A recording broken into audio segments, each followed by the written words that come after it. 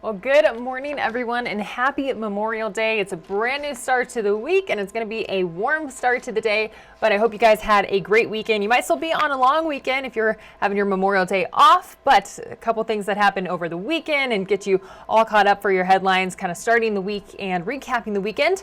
We're going to start with our debt ceiling. Obviously, it's been the main topic of conversation this entire kind of couple past weeks, but President Biden is preparing to sell a debt ceiling deal to Congress after striking a bipartisan agreement over the weekend to prevent a looming default.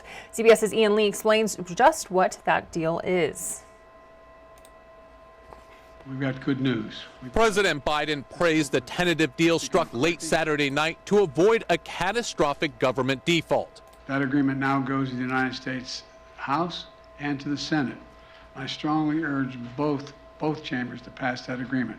On Capitol Hill, House Speaker Kevin McCarthy says he's confident he'll get the votes. We did a conference call with our conference, and over 95% were overwhelmingly excited about what they see. In an op-ed to the Wall Street Journal, McCarthy wrote, "We are changing the direction in Washington with a responsible debt limit increase that cuts spending, saves taxpayers money, and restores growth to the economy." The agreement would raise the debt limit for the next couple of years, keep non-defense spending roughly the same through 2024, while protecting social programs like Medicaid, Social Security, and new programs for veterans' health care. But it places new work requirements on some who get government assistance, including food stamps. Even before seeing the bill's details, some lawmakers from both parties criticized it. I'm not happy with some of the things I'm hearing about. But party leaders sounded hopeful they can push it through. Can you guarantee people that we will not see a default? Yes. The first test could come as early as Wednesday with a vote in the House. Ian Lee, CBS News. Now, Democratic and Republican leaders have to move the bill through Congress into the president's desk before June 5th. That's when the Treasury says that it would run out of money to cover all of America's obligations. But in other headlines across the state now, the House of Representatives voted Saturday to impeach State Attorney General Ken Paxton. Now, the House filed 20 articles of impeachment against the Republican AG. He is accused of bribery, abuse of the public's trust, and other acts of misconduct. Now, Republicans control the House, yet Saturday's vote to remove Paxton was overwhelming. However, Paxton has denied any wrongdoing. But under state law, he is now temporarily suspended from his duties as Attorney General and will await a Senate trial. Now, Governor Greg Abbott is expected to appoint a temporary replacement, but it's unclear of when exactly that will be.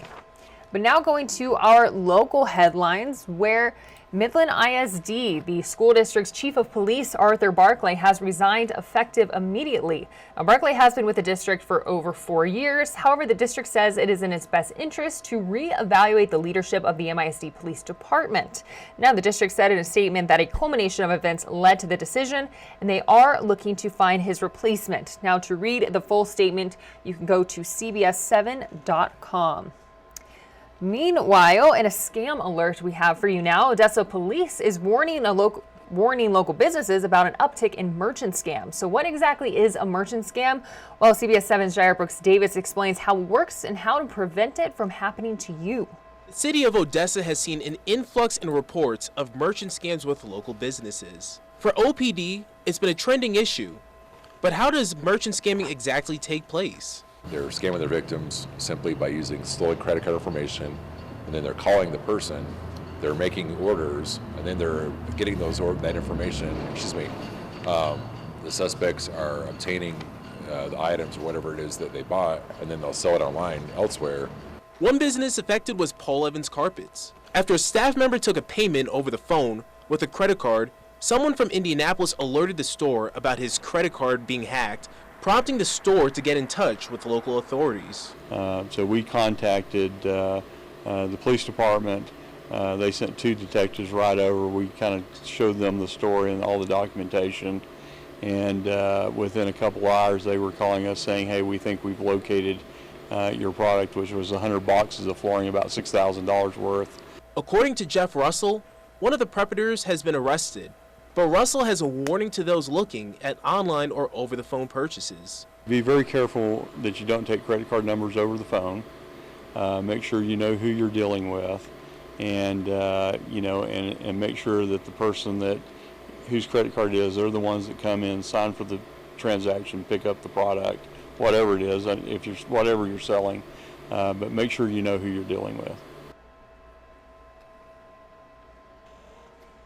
Once again, that was Jared Brooks Davis reporting. Now that is going to wrap us up for our headlines with Hannah on this Monday, Memorial Day Monday. If you do have the day off, I hope you enjoy it and get to relax a little bit. But other than that, we will see you next week. Be sure to stay with us for CBS 7 News all throughout the day, also on the news desk throughout the week. But we will check in again next week. So thank you so much for waking up with us, and happy Memorial Day to you all.